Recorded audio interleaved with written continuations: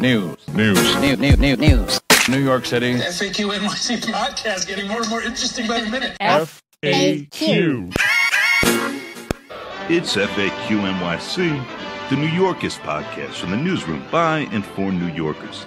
The city. I'm Harry Siegel, here with Professor Christina Greer. Hello. Hello, Harry Siegel. Hey, it's the first episode of the summer. We've had a somewhat less jam-packed week than usual in New York City. Katie Honan is off today, reporting on lifeguard swim tests, as the city is again facing, as she's reported, a shortage of beach and pool watchers, and Chrissy is joining from an undisclosed location. So a couple things real quick. You might have missed this in your holiday weekend. There was a truly damning special report on Friday from Steve Martin, the federal monitor overseeing the city's jails, who found that the Department of Correction had suppressed information about 5 serious and disturbing incidents, that's a quote, involving harm to incarcerated persons over just the past 2 weeks. That includes a man who was roughed up by CEOs to the point where he was placed on a ventilator, as first reported by the city's Ruvain Blau. And in fact, Steve Martin, not that Steve Martin, said he learned about these incidents from news and social media reports and that they raise, quote, profound uncertainties and significant questions about whether the commissioner and agency officials are capable of handling serious incidents, whether they have the requisite objectivity and transparency necessary. Not good.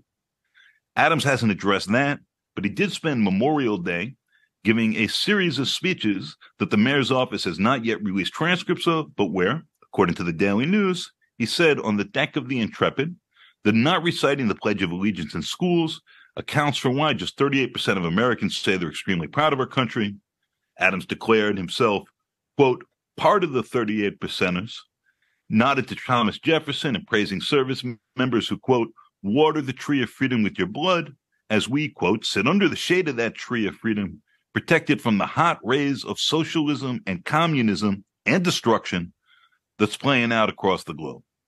So later in the day, Adams walked that back a little bit when he was talking to Bed-Stuy at an event hosted by the Black Veterans for Social Justice. Brought up the same poll again, and this time added, little caveat, America's not perfect, but let's not get it mixed up. People are not lining the borders to leave America. They're lining the borders to come into America. So, Chrissy, there's going to be lots, probably too much summer fat shoot about this. But you want to talk just a bit about who the mayor is speaking to here and who he's hoping will take the bait and how they respond or over-respond to this. Yeah, I'm just still reeling on the fact that who the hell quotes Thomas Jefferson? Like, is Sally Hemings under that bloody tree of democracy he's speaking of? So there's one. I think that your 2-part question is really important, Harry. First of all, I've missed you terribly. Second of all, the 2 parts are really interesting because 1, there's the audience question, and 2, there's the debate question. Who's going to take the bait? So we know Eric Adams slides across the ideological spectrum.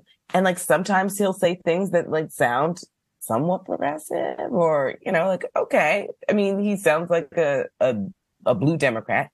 And then he gives speeches like this where he talks about communism, socialism, never once mentions fascism. And it's like, okay, so you're doubling down for the independents in New York. And we know that the Democrats in New York are such a weird kaleidoscope of blues.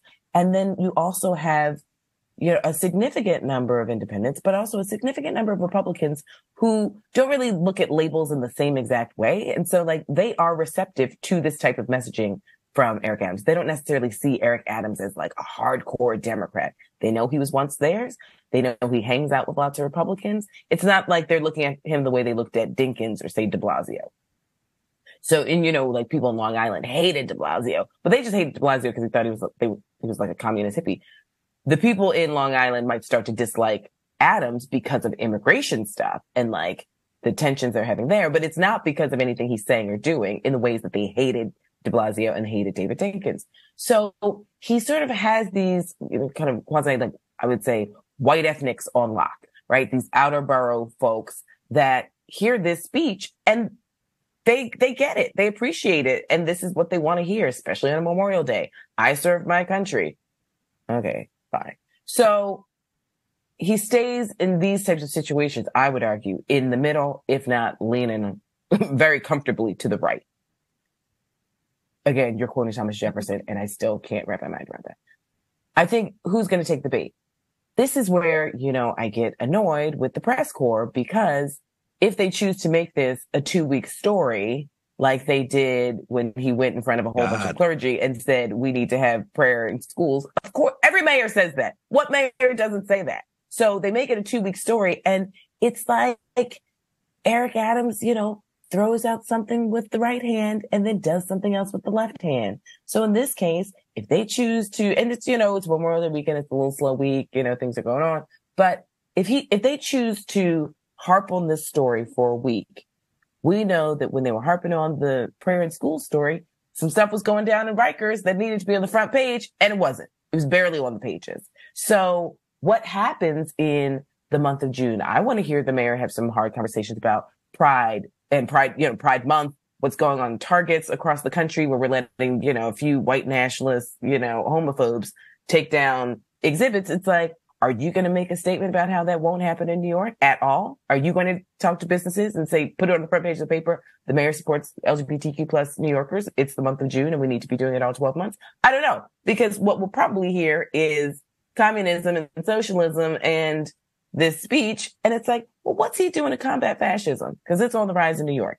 What's he doing to sort of, to the point of your stories, to what's going on in some of our jails? It's like, we still keep kicking this Rikers can down the road. How many mayors are we going to do that? Like, how many more months do we have to hear these horrid stories? And we know in the summertime, folks are just packed in there in just deplorable conditions, especially for a nation as wealthy as ours. So I think that we're going to have a lot of, Eric Adams, it's like, as much as he's antagonistic towards the media, he knows how to sort of be antagonistic towards the media and keep the red meat stories in the bin that he wants them in. And he's very frustrated and he's annoyed. And he's like, first of all, I don't understand how elected officials get annoyed with the media. We all signed up to do a job. But I think he's really good at keeping the ire and the catnip and the sort of frenzy in a bin that he actually defines to a certain extent, even though he just talks narrative. off the cuff. Yeah. Just narrative. Like, we can talk about this for forever. While he's doing something else. So whether or not, the editors or the journalists take the bait, I mean, I can always tell when a story is, I would say, useless. It's like the number of journalists from different outlets who call me to ask about the same story. And I was like, and they might have like their own jazzy little angles to it, but it's just like, you guys are probably focusing on the wrong thing. If 5 different journalists are calling me about the same exact story, then that means, sure, it's not that important. Like, I don't think that, saying in front of a whole bunch of rabbis and priests and pastors that prayer in schools is a good thing. Yeah. That story was like a week and a half story. And then after that week and a half, he mentioned, oh, by the way, God told me I would be elected mayor in 2022. Right. Yeah. Okay. What about black ethnics, though? You talked about white ethnics there, and you want to talk about my book? I do here because Adams has this base. He's brought in like a number of homophobes of color as advisors in his administration. Has sort of stood by them and said, we're going to have this broader coalition. We're going to open to church-going people, but we're going to do right by LGBTQ New Yorkers, as he's put it. A lot of people in that community were understandably very upset. And I do think that Adams, in some ways, when he's talking about God, when he's talking about pull your pants up and search your child's teddy bear for the weed, that this is part of his base of also older black churchgoers who are comfortable with a certain sort, and just speaking of intersectionality, of conservative politics that often, among other things, aren't terribly gay friendly. Right. Well, first things first, black people aren't the only homophobes. Absolutely. Just for our listeners out there. I know that's not what you said, but I always have to make that statement because it's like the way it's oftentimes framed. It's like, oh, so black people are the only ones who don't like LGBTQ plus folks? Settle down. Right. But I think that your points are incredibly valid. There are a few things. One, what I write about in my academic life is that, because the Republican Party has largely chosen to cast their lot with white supremacists, black people are captured in a Democratic Party. So you've got 90% of black people who are Democrats. But if we actually had a functioning 2-party system and white folks weren't, running around, flying Confederate flags in the Republican Party, then you actually would have a lot more Black people who would choose between the two parties. And oftentimes, because of conservative politics, don't forget the vast majority of Black people live in the South, which tends to be a little more conservative. Those are things that actually could be appealing, whether it's more conservative LGBTQ plus laws, right? And don't forget the intersectionality of there are a ton of gay Black people too. So that's not always the case. But we do know that there are a lot of Republican policies that would be attractive to Black voters. This is why Eric Adams makes sense, right? So he wasn't running after the Chrissy Greers in his campaign, right? He was like, I'm going after the homeowners in Brooklyn and Queens who understand the nuance of, I don't want riffraff on my block. I am a homeowner and I have a mortgage. However, I want my son or daughter or myself to be able to go from the subway home without getting mugged or worse, right? So you need to clean up my neighborhood because of disinvestment. We know this always happens. But also, I want to make sure that the cops don't come and harass my kid for no reason on some random stop and frisk. So there is a two-part conversation, actually tripart conversation, because, when Maya Wiley says in the second debate that she'll decrease the number of cops on the subway, right? And that's when I was like, okay, so I think Maya just lost, unfortunately, this particular, not this debate, but like the whole race. Because there were a lot of white folks who heard that, but they were like, I really, really like her, but that is not the strategy. Like, in theory, we don't want more cops. In practice, give me all the cops, right? And same with Black voters, especially more progressive Black voters. But we have to remember, there are a lot of Black people who are cops. So like this whole take away decreased policing, which I'm always bringing that alarm, right? But it's like, I don't have any cops in my family. I'm not a civilian NYPD officer, or, in the NYPD is a civilian capacity, of which there are many Black people. Mm-hmm. There are many Black uniform officers. It is an entree into the middle class. And corrections officers. Especially. And it has been an entree into the middle class. Mm-hmm. Eric Adams understands that. My issue with Eric Adams is always thus. His first inclination whenever there's a problem is that he thinks like a police officer first and a mayor second, maybe third, right? And so I want someone who thinks like a mayor first. But there are a lot of people who were like, because of crime, which I think is wrapped up in a larger white nationalist conversation. But if everything's about crime, and then you have a mayor who's like, but I was a police officer and this is how I think about things morning, noon, and night, that's very attractive to a lot of people, not just white ethnics, but Black ethnics as well. And, people throughout the city who also do live in higher crime density neighborhoods, which is very real, right? Or people who take the subways at 6 a.m. as opposed to 10 a.m. like me, right? And so I understand that there are a lot of different ways that people live in New York, right? And we have to understand what they're experiencing, what they're hearing. Remember, this is why I was so clear that Eric Adams understood people when he was talking about the rats. And all the journalists were calling me like, he drowned rats on the steps of, Brooklyn City Hall. It's like, stop laughing at this man. Like, if you've ever sort of seen a rat and your skin is crawled, it's like, imagine one being in your home. Imagine several being in your home. Imagine not being able to keep food in your house, or like worrying that a rat's going to bite your child. Like, if this man understood the pain and the fear that New Yorkers lived in certain communities for years, like, I can't imagine. It's torture. And no politician ever took you seriously because you're poor or you're Black or Latino or whatever it is. And then all of a sudden you have a politician who's like, hey, let me talk to the Swedes and see if I can figure out a rat trap. Oh, wait, I did figure it out. And like, let me show you how it's going to work so you don't have to live in fear. Like, that to me, A, that's public service. But B, it's like that's an understanding of when all the politicians are looking over here, Eric Adams does tend to look in the opposite direction. Now, sometimes it's very frustrating because that opposite direction is like, what are you doing?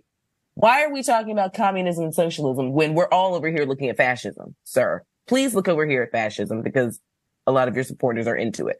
So he's a complicated man. He's fascinating. And I feel like, these polls, and, we talked about this a little bit ago. These polls right now are so early, right? All they do is just give us a snapshot as to where we're going to be, 2 years from now. It's like, oh, what do we think about in 2023? But like, we don't know how this city's going to look in 2 years. We don't know where the money, from Albany and DC or immigration situations can look like. I feel like if someone challenges from the left, they better get coordinated, because if you have a whole bunch of scattershot lefties, Eric Adams zooms back into the mayoralty. We already know that there's an incumbency advantage in political science literature. It is difficult when Black incumbents have a white challenger, so that does change the calculus considerably. However, if the left can't get it together, it's just going to be a whole bunch of vanity projects of people saying that they can do a better job, and Eric Adams is going to be like, show me. You can't, so beat it. So, very newscaster voice. A new Slingshot Strategies survey 2 years out finds that Eric Adams would lead public advocate Jumaane Williams 45-25 in a hypothetical Democratic primary, where he would crush City Controller Brad Lander by an even stronger 48-17. But, in a generic ballot against a Democrat, Adams only wins in the margin of error 42-38. Notably, the fellas like Eric Adams considerably more than the ladies, according to said polling, indicating that a compelling female challenger with a credible message and a not overly crowded field of people to his left could be in a position to wage a significant challenge. Of course, as we saw with Bill de Blasio, you can have lots of people talk lots of stuff about what they're about to do. And if you're the incumbent, lots of those people end up just getting out of the way after testing those waters a lot of the time. Maybe it's easier for someone to challenge now that it seems like, even after Hochul's scare, like Republicans are not terribly relevant. They don't have a bench. They don't have an actual party operation here. The best they could do was, Curtis, I owe $500,000 a month in alimony. Sliwa, thank you, John Katsimatidis, for paying me. What's up? But Adams is in an interesting position where there's this real political movement to his left for more substantial reform that has not fully gotten its footing in how we're going to win a citywide contest. Maya Wiley finishes third, right? It's like basically, to some extent, a black-white and Manhattan outer borough split between Eric Adams and Catherine Garcia, finishing 1-2. And the most prominent person who's really from the more organized left, we need broader and systemic change ground, is third place. So I am curious. It's very early, but how folks are going to be positioning themselves in relation to him. And lastly, as the city council, Katie just spoke with Adrienne Adams, the speaker. We've had her on the pod, did a really interesting interview where Adrienne, no relation Adams, is really, a moderate church-going, business past, sort of Democrat, is like, Eric Adams is being hysterical about the migrants. This isn't a policy. It's like a series of panic responses, and like trying to find a way to get to a citywide response that holds New York to its progressive democratic values at a moment where it's not clear where that's going. And as you're saying, Chrissy, there's tons of time. I don't know where any of this goes. I know reporters are going to keep calling you about rats or speeches, and the rats is a serious thing, but in a silly way where, hey, this is trending on Chartbeat, and my editor's like, call someone quick. We need a story. Right. And that Adams is masterful at holding that conversation. And lastly, at feeding journalists, right? Hey, it's Memorial Day weekend. There's nothing all that much to discuss. The people who are working need something. Like, let me just throw a little chum in the water and they'll all circle over there. And this Rikers report will barely get noticed. That's smart. He's good at this stuff. He is good at this stuff. And we have to recognize that he is. And, I think it's because, if we're being honest, which we try and be on this podcast, Eric Adams is not your traditional Black politician. And by that, I mean, a lot of, especially white progressive voters, they're very comfortable with, David Dinkins, who's so eloquent, and articulate, the ones who didn't get the memo that white people can't call Black people articulate, right? But they're accustomed to the Cory Joe Biden. Right. He's clean and articulate. Oh, Lord, Joey. But the Cory Booker, the Barack Obama, the Hakeem Jeffries to a certain extent. But Eric Adams, as he leans into, right, he's like, I'm more blue collar. I'm a working class man. I'm a working class mayor. And, some white voters aren't accustomed to not just the speaking pattern, but speaking off the cuff and sort of being more direct than your traditional Black politician who is towing this line because he's trying to get a certain segment of the white voting population. Whereas we've talked about before, Eric Adams didn't even go to the Upper West Side, right? He didn't go to those 5 neighborhoods in Brooklyn where all the journalists live. He was like, I know how y'all are voting, and it's not for me. So guess what? You guys have 4 other options between Catherine and Maya and Sean and Scott and, Andrew, I guess, to a certain extent.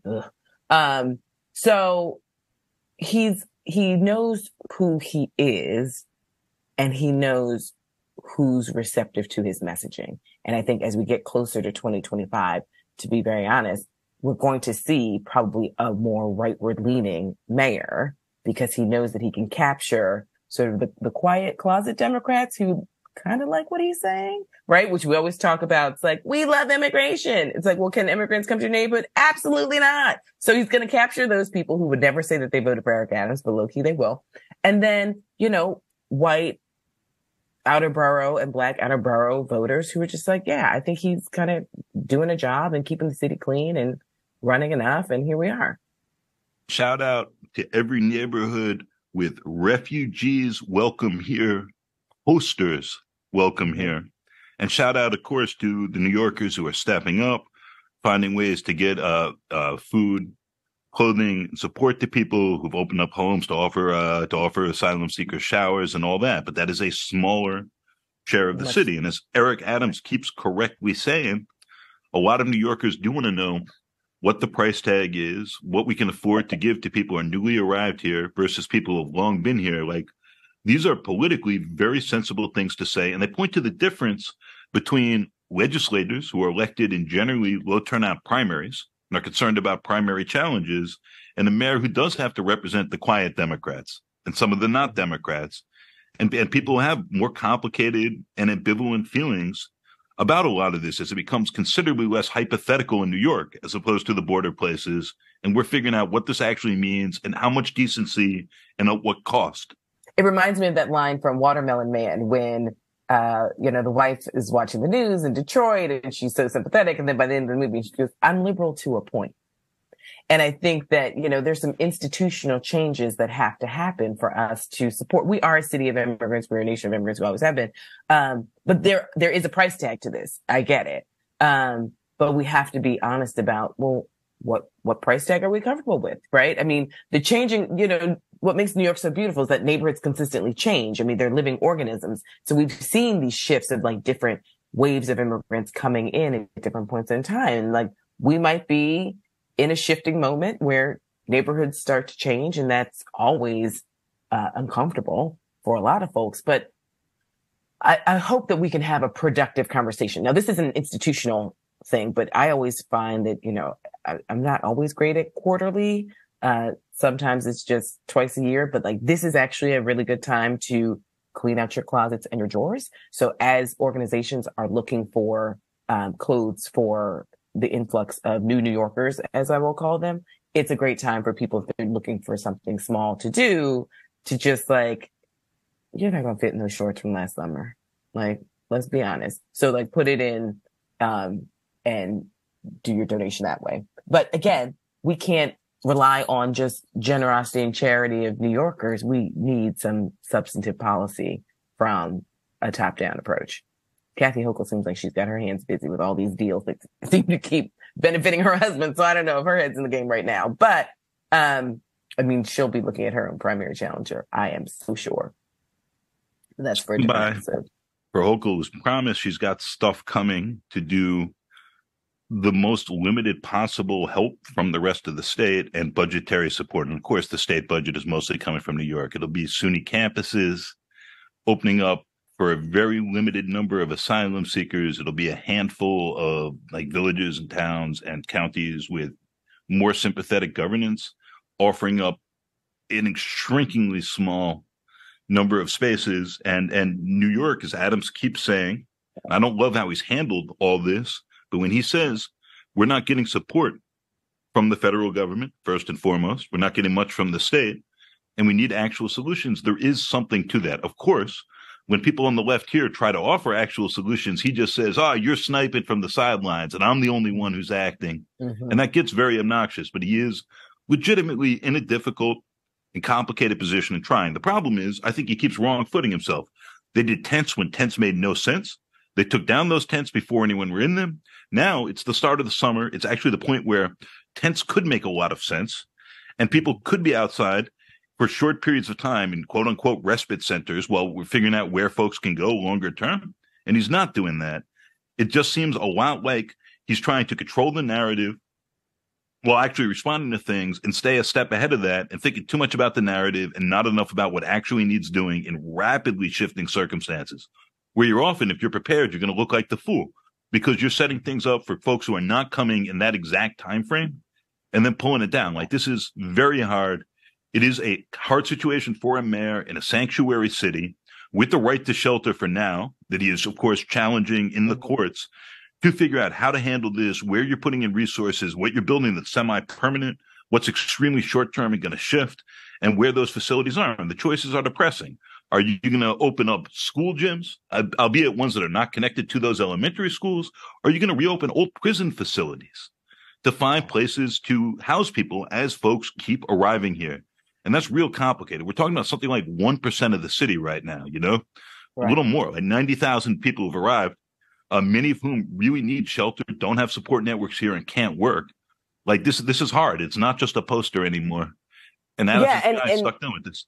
And I don't envy any mayor that's making this decision. I definitely don't envy the mayor of the largest city in the country trying to make this decision with a lot of, you know, financial constraints, but also financial influencers who have their own thoughts on where things should and should not be, especially when it comes to their own personal neighborhoods. But I guess, Harry, this is then my larger question, because we keep talking about Eric Adams, but we know that Eric Adams can't do any of this without a strong administration to help implement these ideas, to also help him think through these ideas. So the underlying issue that I think I'm saying, but not saying, because I'm still trying to detangle it, it's like, is this an issue with just Eric Adams, or should we start sprinkling some of, you know, the side eye and possibly the blame on people who are lost balls and high weeds? Like, do they fully understand their role in the administration in helping to solve some of these problems? Do they have the skill set? Do they have the connections? Do they have the history with New York City to understand sort of the problem? And do they have the creativity to think through these issues? I'm not necessarily sold, you know, on some of the people in his inner circle who I think are corrupt individuals who don't actually have the vision for this city. I think they have a vision for themselves and their future bank accounts, but I don't think that they have a vision for the city. And so if you have one or two of those people around, that's a problem. But it seems as though Eric Adams has a very strong tolerance for corrupt, inept people and does not mind second, third, fourth chances and doesn't mind having them in his inner circle. And that to me is also what makes me go from rooting for the mayor, who I think is very smart. As you all, you know, I have said tons of times, I think I'd put him in the top 10 New Yorkers who are walking the city right now, who understand the city. I put myself in the top 1%, which I think is pretty generous. But like, I would put him in the top 10 people. Like, I think he gets it, but I don't understand why he is hanging out with like C-level intellects. Now, there are theories as to why men do that, but I'm not convinced that I'm not convinced that the people around him who are in charge of helping him think through these ideas are actually up for the task. Chrissy, it's great talking with you this way again. I have missed this. I've missed you terribly. Never leave again. So the HERCs, right? Love that acronym. That's OEM. The respite centers are health and hospitals. It's all scrambled around. Tell me the HERC. What's a HERC acronym? Oh man, I want to spell out what it is, but I'm gonna botch it. The HERCs are the big places that lots of asylum seekers can go to, but are not open to other people in the shelter systems. The respite centers, which is the administration's new term of art, are these short-term places, like the gyms they were putting cots in with no showers. That they then, folded the cots back up. The people are only supposed to stay in for a day or two, but because it's outside the right to shelter, no one's monitoring or watching this. And so there are all these acronyms, all these people in his administration are responsible for different parts of the response. And as you're saying, the fundamental question is, Can the Adams administration administer these responses? Adams has been around government for a long time. He's had real legislative power, like when he was in the state Senate, and he was actually real responsible for the last set of casino licenses in New York. Like he knows that, but he's not run a gigantic government before. He has a somewhat different philosophical approach than de Blasio, one where de Blasio had to squint through everything, and pre-K is the main thing, right? Where he's going to give more money to poorer people, tailor to city stuff. Adams is focused on, like, black folks in New York who've been here a long time, who are New Yorkers, deserve a larger slice of the pie and a fairer deal, like more directly and more obviously, without that always being the language, but with that being pretty clear over time. All that seems fine and solid. But then he's got this dance with them that brung you, which is also HERCs, Humanitarian Emergency Relief Centers. Chrissy just discreetly texted me, thank you. Dance with them that brung you, which is often them that I partied with, my boys, sometimes my girls and my church folks and my people. And that inner circle type loyalty, I get it in a lot of ways, but it also can limit you in a lot of ways when there's circumstances you haven't been through before, when you are running a big city. And when those folks have not been through these sort of exercises and crises before, I do think that the next few months in a lot of ways are going to be a real moment of truth. Up till now, it's been how can Adams do with the stuff he promised, with what he said about crime, about fairness that he ran on. And now it's how is this mayor able to deal with the crisis not of his making in those circumstances? And he is trying to talk his way through a lot of this to buy time and to do it on the fly. And we're going to see. It's a tough challenge, and he does have the benefit of having a solid political base that is going to make it harder for someone to challenge him, including, I think, from on the left. But we will see. A lot can happen between now and 2025. Yeah. I mean, well, I think you mentioned earlier that, the Republicans don't really have a strong base. I mean, Adams is like the Republican proxy, right? They'll put up some bridesmaid just as, a favor for the party. But I do think, I think that there are going to be a lot of people who are interested in challenging him from the left. Mm-hmm. I think that, a lot of people who don't necessarily have experience, they might be great New Yorkers and have done things, but that's not experience. I don't see Jumaane and Brad Lander really making inroads, because there are a lot of progressives who like progressives in certain roles, but maybe not necessarily in leadership roles. Executive not in the roles. Executive. Mm-hmm. Like the executive role is a totally different thing. So it's like, yes, I'm a progressive and I like progressives. It's like, well, should they believe in things? It's like, like we need some other levers of power. I do think, we'll go down the list of candidates later, just because I have some potential candidates, people who are running, which I think are bad ideas. We should probably tell our listeners, hey, start making your voting plan. Election day is June 27th and there's earlier voting. So, we yet again are asking people to go to the polls as New Yorkers. So I know that school's ending and folks are starting to get their travel together. So start putting together a voting plan if you have not done so already, just because election day will be here in basically a month. Ooh. Life comes at you fast. Elections in New York come at you even faster. Primary day, and more frequently. June 27th. It's going to be ranked choice for all the local stuff. So think about that. If you don't know who's on your ballot, who's running for your city council seat, for instance, do a little research. Go to the Board of Elections site just to see your sample ballot and what's going to be there. Check out places like The City and Gotham Gazette and others that have coverage and voting guides of what's going to be a ridiculously low turnout election, but one that's really going to matter, and show up and vote. You can do it. Yeah. Just as a sidebar, Ben, Max, and I are celebrating our 10-year friendiversary this year because we met doing primary stuff, on WNYC during the 2013 elections. Because we always have elections. So even when you guys go vote, you might meet a new friend that you'll be friends with for years. Do it. It's worth it. Make friends. We'll, of course, have Ben Max on for primary night, as we've had for every election night since we've started. Ben being the executive editor of Gotham Gazette, a top New Yorker, and a real asset to this pod. who has brought insight on those election nights to what's actually happening, what's at play, and we thank you, Ben. I'm texting him to make sure he's free.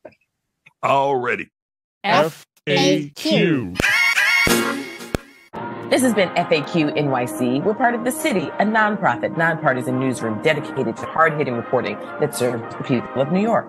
Our work is freely available to everyone at thecity.nyc and is supported by listeners and readers like you. Go to thecity.nyc/give if you'd like to pitch in. We're an affiliate of NYU's McSilver Institute for Poverty Policy and Research and are a proud member of the Brickhouse Cooperative of independent journalists, critics, and artists. Find it all at popula.com. Our hosts this episode were me, Christina Greer, and Harry Siegel. Our engineer is Adam Camara. And as ever, thank you, dear listener, for joining us and making it this far. Be kind, be cool, be well, and we'll be back next week with more.